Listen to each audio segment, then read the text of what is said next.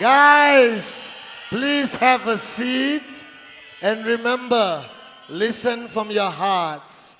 Muniba, I present to you We Malaysia 2017, 20,000 people waiting to hear from you.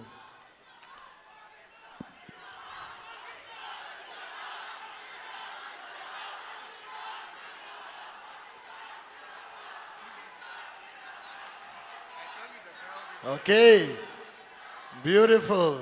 Thank you, our Pakistani brothers and sisters. Have a seat. Okay, they're all yours.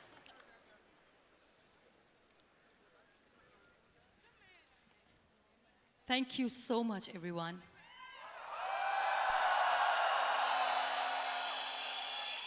Whoa, I'm running short of words right now, but I cannot afford this because I have to speak. Thank you so much for all the love, for all the warmth. Thank you for accepting me. Thank you very much.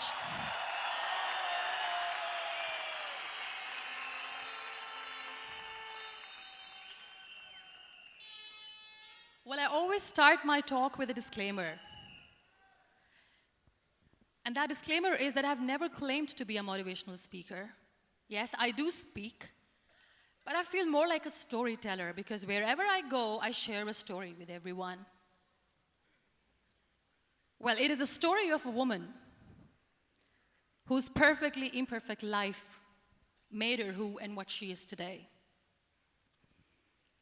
It's the story of a woman who, in pursuit of her dreams and aspirations, made other people realize that if you think that your life is hard and you're giving up on that because you think your life is unfair, think again. Because when you think that way, you are being unfair to your own self. It's the story of a woman who made people realize that sometimes problems are not too big. We are too small because we cannot handle them.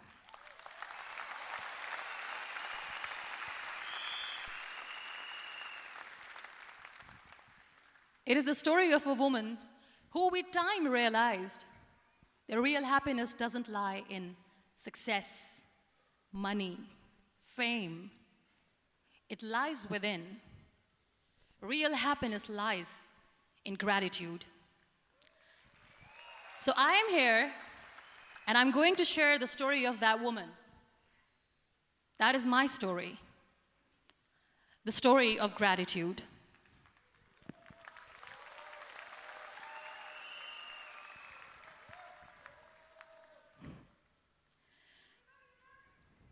I love you too. I love you all. I believe in the power of words. Many people speak before they think.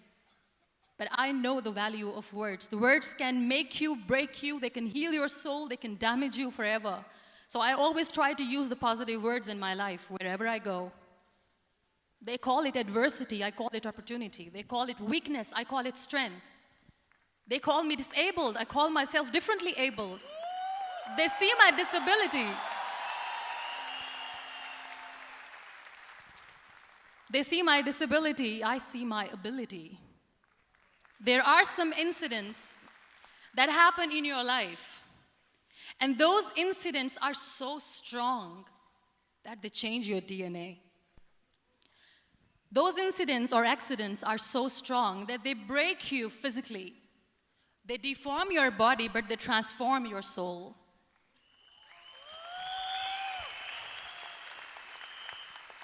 Those incidents break you, deform you, but they mold you into the best version of you. And the same thing happened to me. And I'm going to share what exactly happened to me.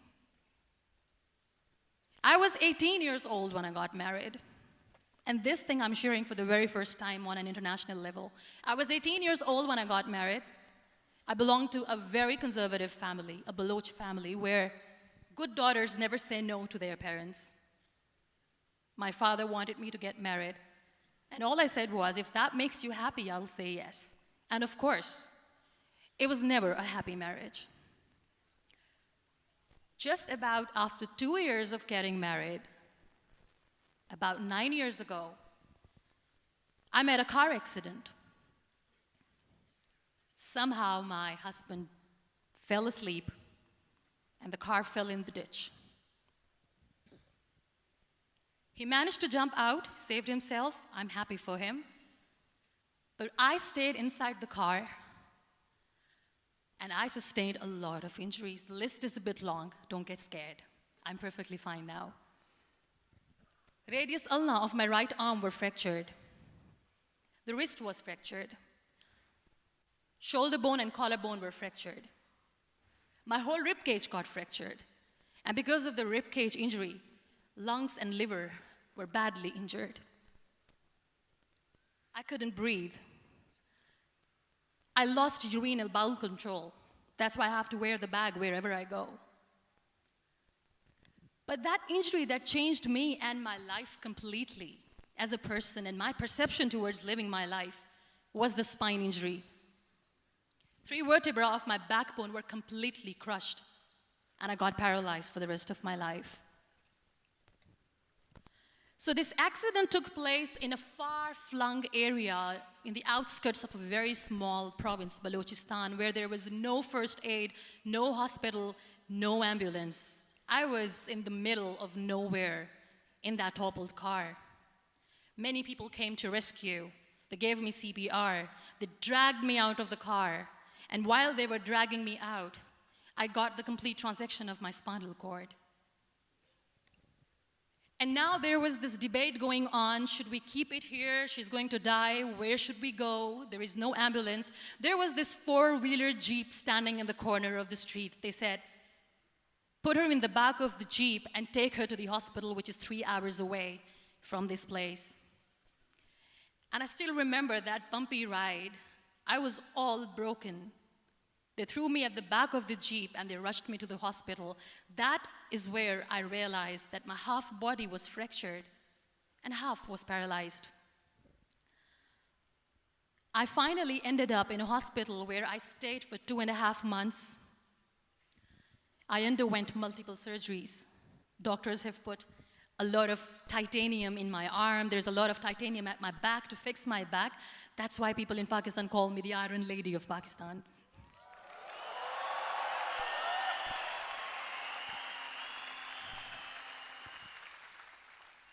Sometimes I wonder how easy it is for me to describe all this all over again. And somebody has rightly said that when you share your story and it doesn't make you cry, that means you have healed.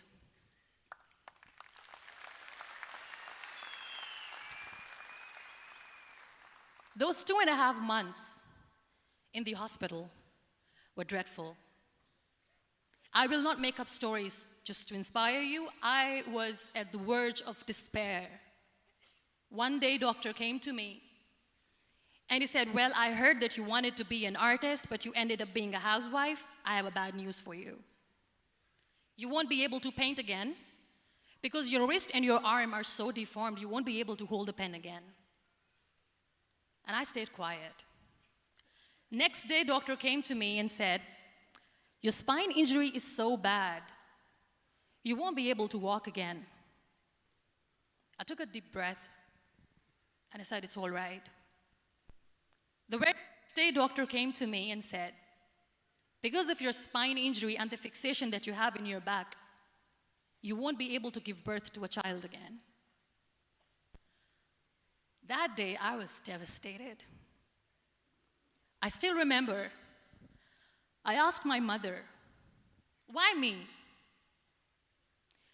And that is where I started to question my existence. Why am I even alive? What's the point of living? I cannot walk, I cannot paint, fine. I cannot be a mother. And we have this thing in our heads, being women, that we are incomplete without having children. I am going to be an incomplete woman for the rest of my life. What's the point? People are scared. They think I will get divorced. What is going to happen to me? Why me? Why am I alive? We all try to chase this tunnel. We all do this because we see light in the end of the tunnel, which keeps us going. My dear friends, in my situation, there was a tunnel that I had to roll on, but there was no light. And that is where I realized that the words have the power to heal the soul. My mother said to me, "This too shall pass. God has a greater plan for you. I don't know what it is, but He surely has."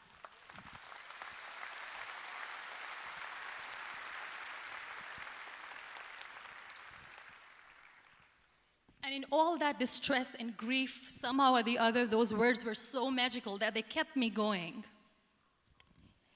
I was trying to put that smile on my face all the time, was hiding. It was so hard to hide the pain, which was there. But all I knew was that if I will give up, my mother and my brothers will give up too. I cannot see them crying with me.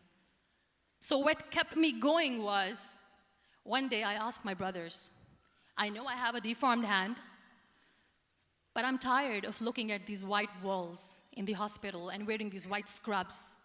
I'm getting tired of this. I want to add more colors to my life. I want to do something.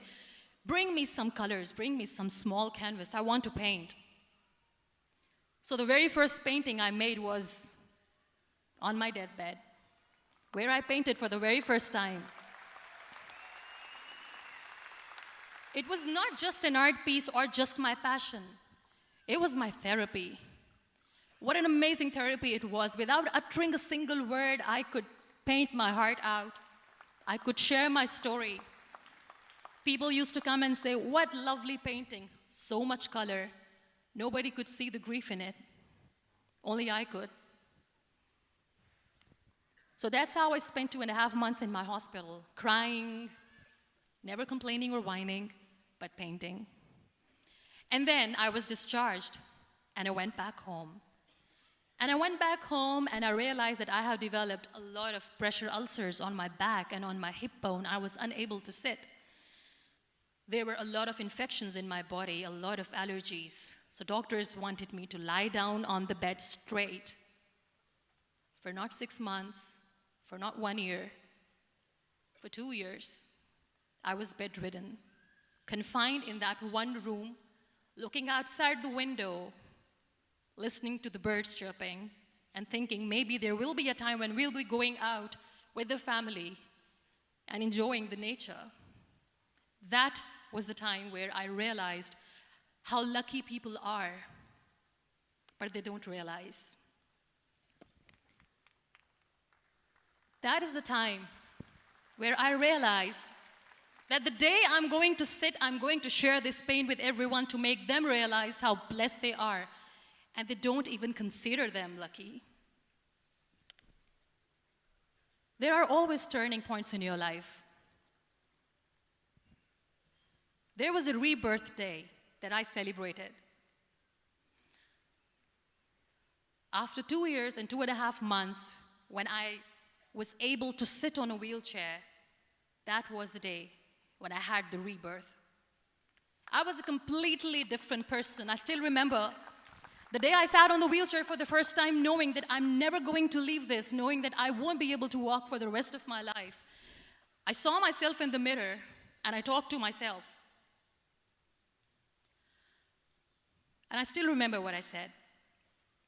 I cannot wait for a miracle to come and make me walk. I cannot sit in the corner of the room crying, cribbing, and begging for mercy because nobody has time. So I have to accept myself the way I am. The sooner, the better. So I applied the lip color for the first time.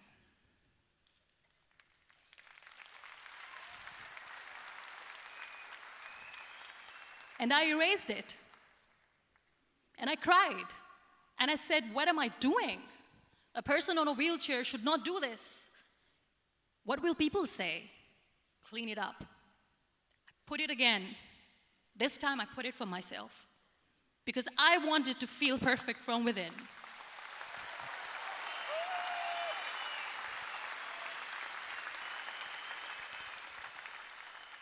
And that day I decided that I'm going to live life for myself. I am not going to be that perfect person for someone. I am just going to take this moment and I will make it perfect for myself. And you know how it all began? That day I decided that I'm going to fight my fears. We all have fears. Fear of unknown, fear of known, fear of losing people, fear of losing health, money. We want to excel in career, we want to become famous, we want to get money. We are scared all the time. So I wrote down one by one all those fears, and I decided that I'm going to overcome these fears one at a time. You know what was my biggest fear? Divorce. I couldn't stand this word. I was trying to cling on to this person who didn't want me anymore, but I said, no, I have to make it work. But the day I decided that this is nothing but my fear, I liberated myself by setting him free. And I made myself emotionally so strong that the day I got the news that he's getting married, I sent him a text that I'm so happy for you and I wish you all the best. And he knows that I pray for him today.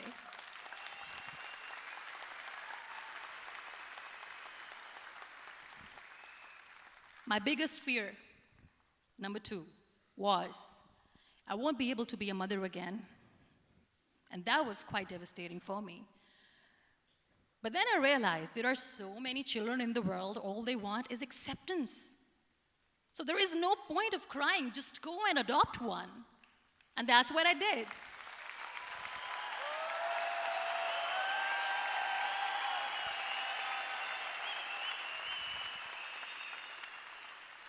I gave my name in different organizations, different orphanages. I didn't mention that I'm on a wheelchair, dying to have a child. So I just told them that this is Muniba Mazari and she wants to adopt a boy or girl, whatsoever, but I want to adopt a kid. And I waited patiently. 2 years later, I got this call from a very small city in Pakistan. I got a call and they said, are you Muniba Mazari? There is a baby boy and would you like to adopt? And when I say yes, I could literally feel the labor pain. I said, yes, yes, I am going to adopt him. I am coming to take him home.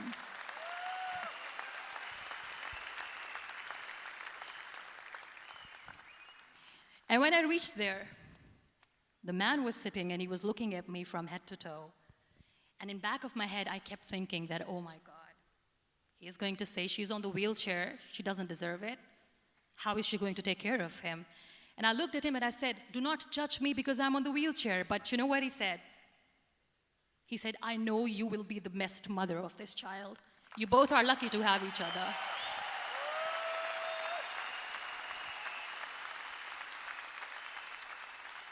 And that day, I was 2 days old, and today he's 6.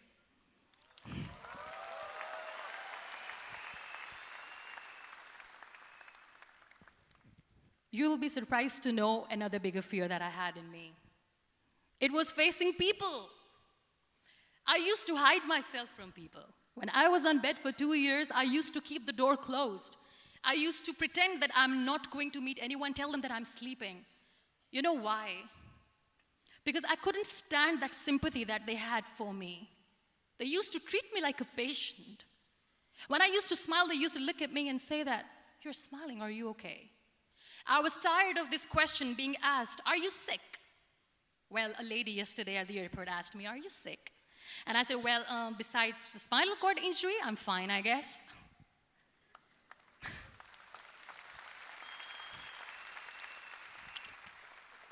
But those are really cute questions. They never used to feel cute when I was on the bed.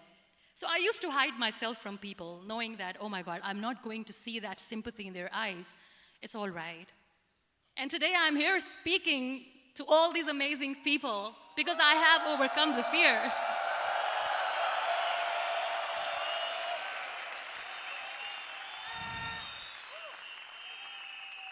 You know, when you end up being on the wheelchair, what's the most painful thing? That's another fear that people on the wheelchair, or the people who are differently abled, have in their hearts, but they never share. I'll share that with you. The lack of acceptance. People think that they will not be accepted by the people because we, in the world of perfect people, are imperfects. So I decided that instead of starting an NGO for disability awareness, which I know will not help anyone, I started to appear more in public. I started to paint. I always wanted to. I have done a lot of exhibitions. I'm Pakistan's first wheelchair-bound artist. I have done a lot of modeling campaigns, different campaigns for brands like Toni and Guy.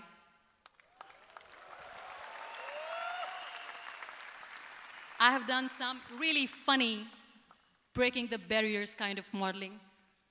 There was this one by the name Clown Town where I became a clown because I know that clowns have hearts too. And then I also decided that if I really want to make the difference, I am not going to let people use me for their polio campaigns where they will make you a victim and an emblem of misery and mercy and will say that, you know what, give polio drops to your children or they'll become like this girl. I decided that I'm going to join the national TV of Pakistan as an anchor person. And I've been doing a lot of shows for the last 3 years.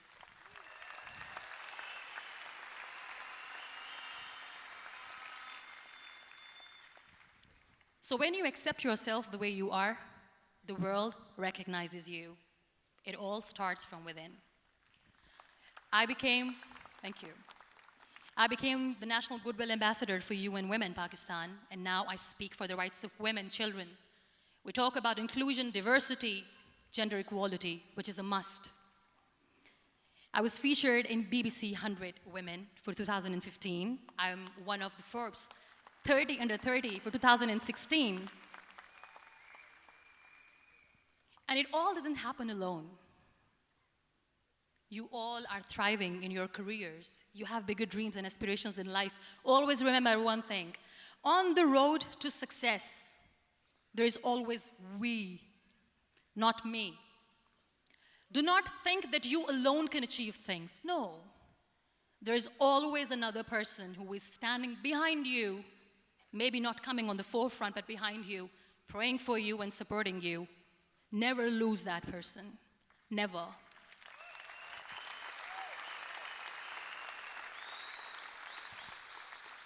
No matter how much I say that I couldn't find a hero, so I became one, I still want to recognize those 3 people in my life who literally changed my life completely, and I get inspiration from them every single day. Waleed Khan. Many people know about the terrorist attacks in Pakistan. We have lost many people. And I'm sharing this with a very heavy heart because we actually have lost a lot of people in this huge turmoil of terrorism. These people are barbarians. They do not see people. They're even worse than animals. They have killed people in mosques. They have killed people in churches, temples, even in schools. There was this terrorist attack in Army Public School, Peshawar, where these terrorists entered in an examination hall and they killed our children. And in that attack, that day, this beautiful boy, Waleed Khan, who was my hero, my real life hero, was the proctor who was taking care of the students, was keeping an eye on the students. Those barbarians shot him 3 times in the face, 5 times on his body, and he fell down. I was asked to give a talk in the school after a week of that terrorist attack. With a very heavy heart, I went there and I spoke. We sang a few national songs. I thought that maybe I've done my part, but deep inside, it was killing me. I could see children injured. I could see children sitting on the wheelchairs looking at me wondering, what next? What was our fault? Just because we were here to give examination, we have been shot. So many people, so many children lost their friends. Their classrooms were empty. The next day they went to the classroom.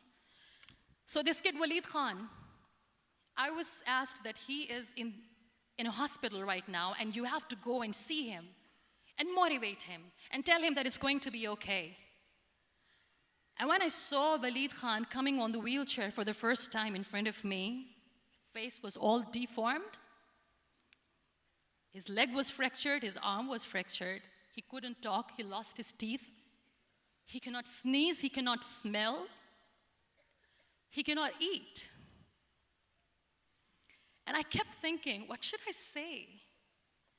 That everything is going to be all right? No, nothing is all right. And while I was juggling with the words, what to say, what not to say, this beautiful child, Walid Khan, came to me and he said, "Are you Muniba Mazari?" I said, "Yes." He said, "Baji, let's take a selfie."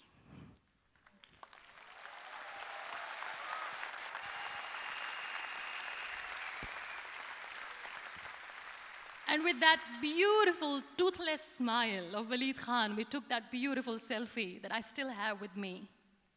I don't share that here because he was in a very bad shape that time. And that is where I realized that when I was thinking too much about his deformities, he's happy with himself. He doesn't even care. Because today he goes in the same school, and when somebody asks him that what happened to your face, why so many scars, you know what he says? "These scars are my medals and I wear them with pride."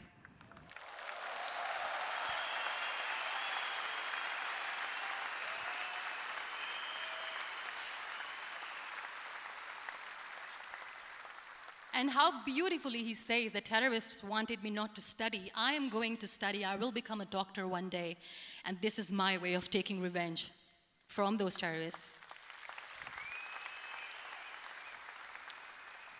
Another real-life hero, of course, my son. His name is Nile, N-I-L-E, River Nile. I learned so much from this kid. The first and foremost thing is patience. How to be patient when you know that your mother cannot walk, when you know that your mother is different from the other women, when you know that your mother cannot go out and play with you, how to stay calm. He loves football.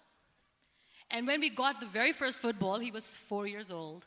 He was super excited. I still remember he came in the room and he said, "Mom, let's play football." And he kept the ball in my feet.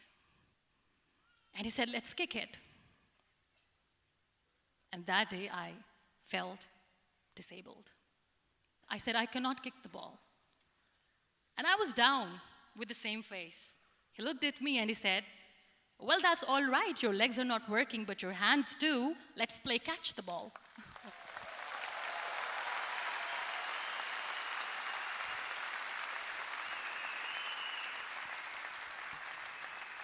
You know what? That day he made me realize that when you think your glass is half empty, come on, your glass is half full. It's all in here and here. Last but not least, the woman who made me realize that heroes have no gender. The woman who believed in me even when I was completely at the verge of despair, where everybody left, she was there. And every time I looked at her, without saying anything, she used to look at me and said, "This too shall pass. God has a bigger plan. And one day you will say that, oh my God, that is why God has chosen me." She never cried in front of me. She has always said that there will be haters, there will be naysayers, there will be disbelievers, and then there will be you proving them wrong. My mother.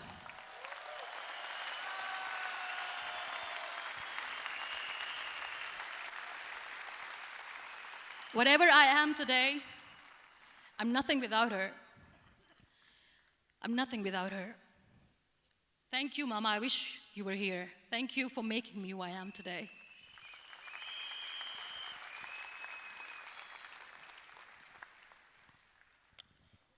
You know what? We human beings have a problem. Out of many problems, there is one more, and this is self-created one. We always expect ease from life. We have this amazing fantasy about life. This is how things should work. This is my plan. It should go as per my plan. If that doesn't happen, we give up. So my dear friends, let me tell you one thing. I never wanted to be on the wheelchair. Never thought of being on the wheelchair. I was always aspiring to do bigger things, but had no idea that for that I have to pay the price to be where I am today. It's a very heavy price. This life is a test and a trial, and tests are trials are never supposed to be easy. So when you're expecting ease from life, and life gives you lemons, then you make the lemonade, and then do not blame life for that, because you were expecting ease from a trial. Trials make you a stronger, better person. Life is a trial, and with time you realize that.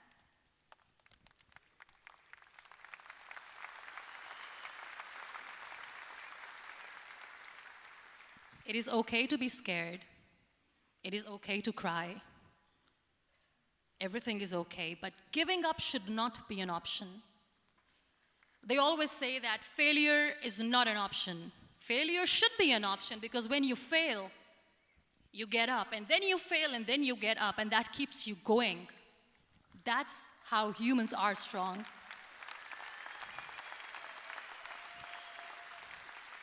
Failure is an option, should be an option, but giving up is not. Never. We have this thing in minds. We call it perfection. We want everything perfect. We want ourselves to be perfect. There is this image in our head about everything. Perfect life, perfect relationships, perfect career, perfect amount of money that we need to earn no matter what. Nothing is perfect in this world. We all are perfectly imperfect, and that is perfectly all right. That's all right.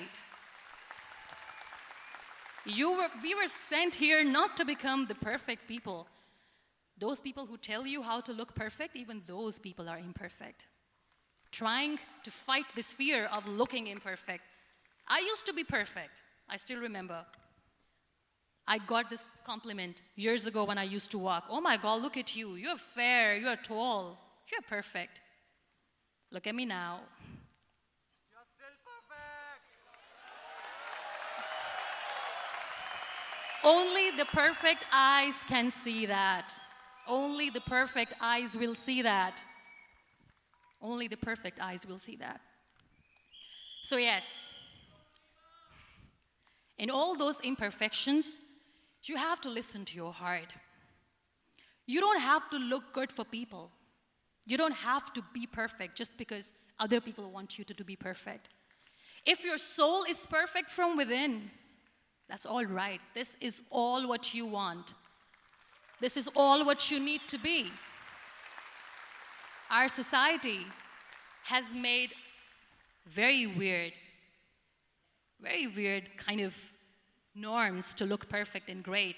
For men, it's different. For women, it's different. We think too much about what people say.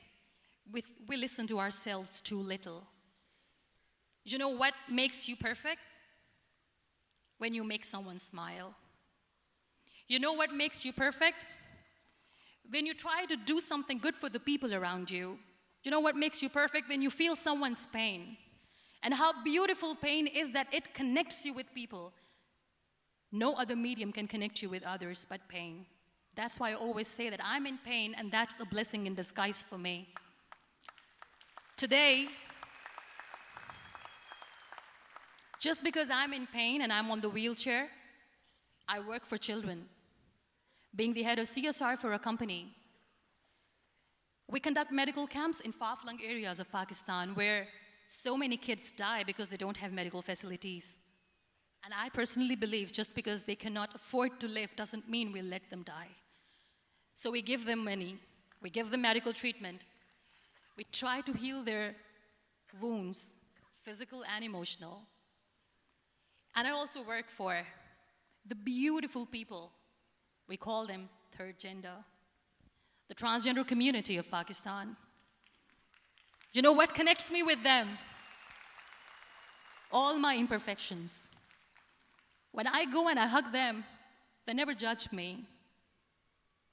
And this very good friend of mine, her name is Bijli. Bijli means electricity. She calls herself electricity. And I said, are you electricity? She says, no, I'm lightning. I'm as strong as lightning. Because we have very bad power outage, so she doesn't want me to call her electricity. So she says, I am very strong. I'm thunder, I'm lightning. She came to me, and the first time I hugged her, she said, you are just like me. And I said, yes, I am like you. Because to people, we are so imperfect. So how beautiful these imperfections are, that because of these imperfections you can connect with people. Then why are we all running after being perfect? What's the point?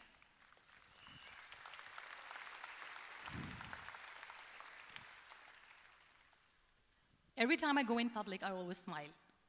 There's always a big toothy smile on my face, and people ask me, don't you get tired of smiling all the time?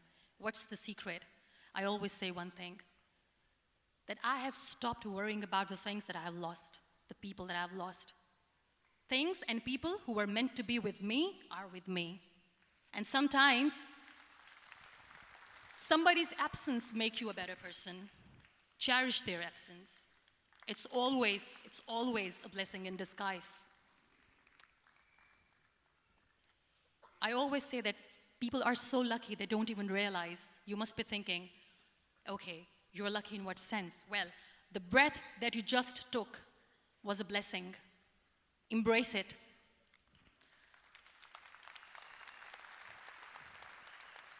There are so many people in the world who are dreaming to live a life that you are living right now. You have no idea. Embrace each and every breath that you are taking. Celebrate your life. Live it. Don't die before your death. We all die.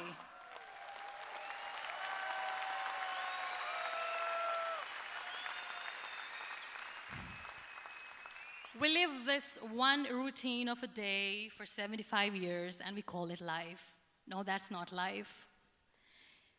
If you're still thinking why you have been sent here, if you're still juggling with the concept of why you are here, you haven't lived yet.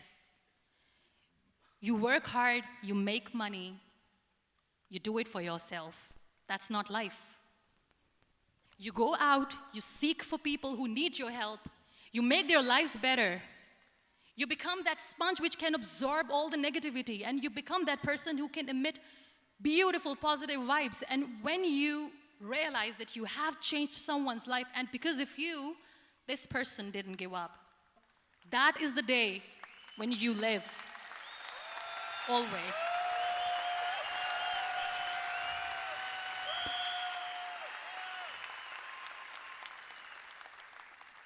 We were talking about gratitude, why I smile all the time. I cry all night when nobody sees me, because I'm a human and I have to keep the balance. And I smile all day because I know that if I will smile, I can make people smile. That keeps me going.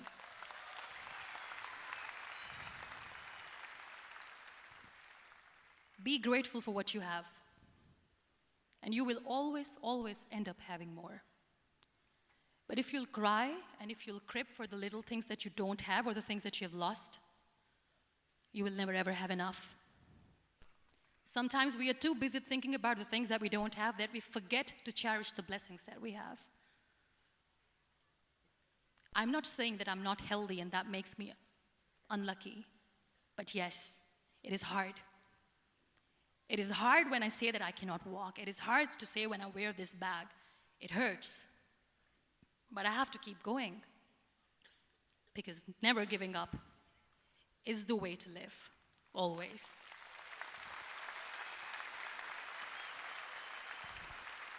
So I'll end my talk on a very short note.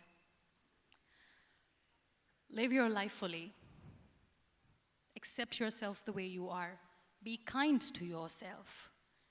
Be kind to yourself. I'll repeat, be kind to yourself, and only then you can be kind to others. Love yourself and spread that love. Life will be hard. There will be turmoils. There will be trials, but that will only make you stronger. Never give up. The real happiness doesn't lie in money or success or fame. I have this all. I never wanted this. Real happiness lies in gratitude. So be grateful, be alive, and live every moment. Thank you so much, everyone. Thank you. We Malaysia. Muniba Mazare.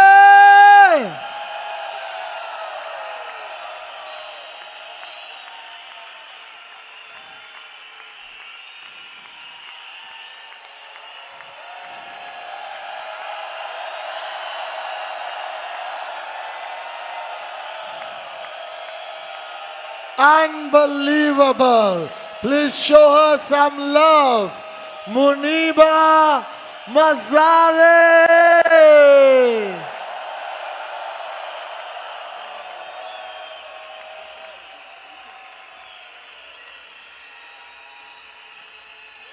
We Malaysia. And now, help me invite up on stage our founders, Japadas Bismarck, and our grand upline and mentor, Dato Sri Vijay Ishwaran, to share the stage with Muniba.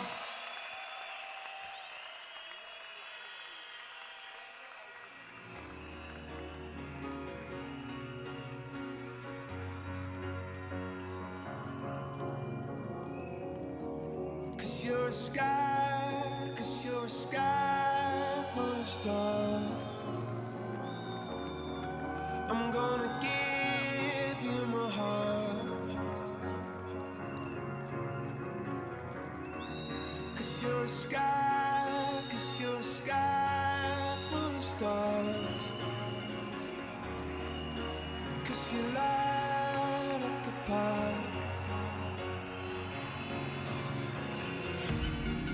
I don't care, go on and tear me apart. I don't care if you do.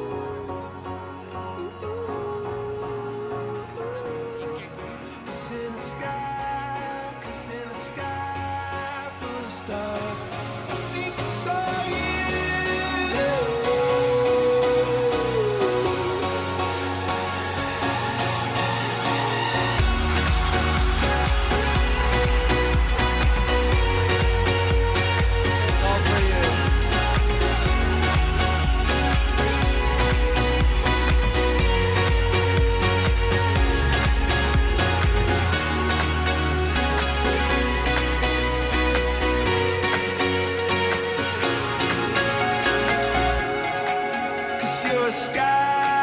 Cause you're a sky full of stars. I wanna die in your arms. Cause you get lighter the more it gets dark. Muniba Mazare.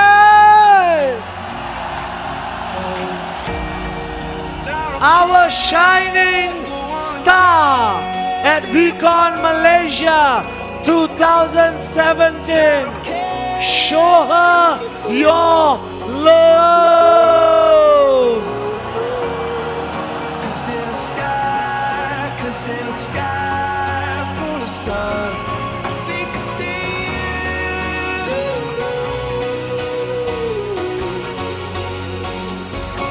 I think I see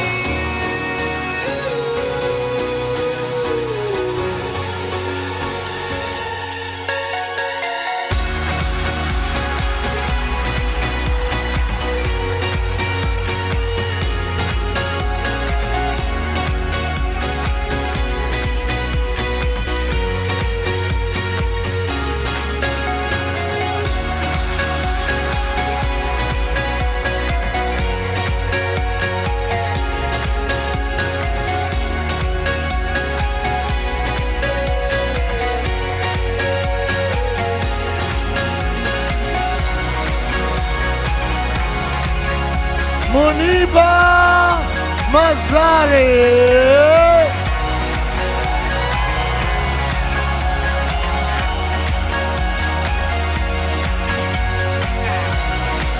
you're a sky full of stars. Such a heavenly feeling. You're such a heavenly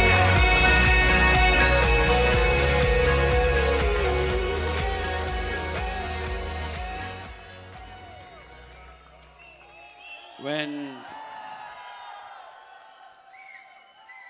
I don't know what you see,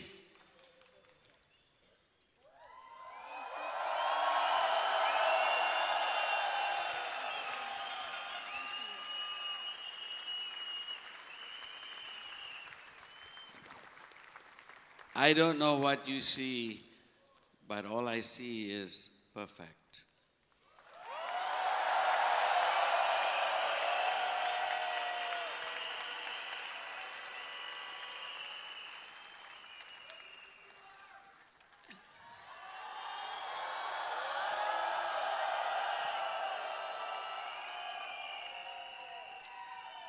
She has made our VCon complete.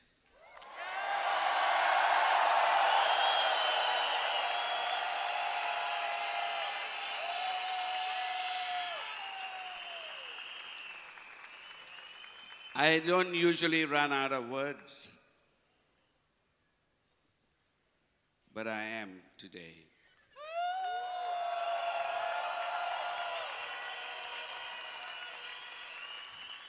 She's just the perfect example of what an indomitable spirit is. She's just, we were discussing this yesterday. It's so amazing. Thank you, Muniba, for inspiring all of us. You're an inspiration to our kids, to our wives, to our grandparents, everyone in this room, everyone in the world. You're a very special person, God sent.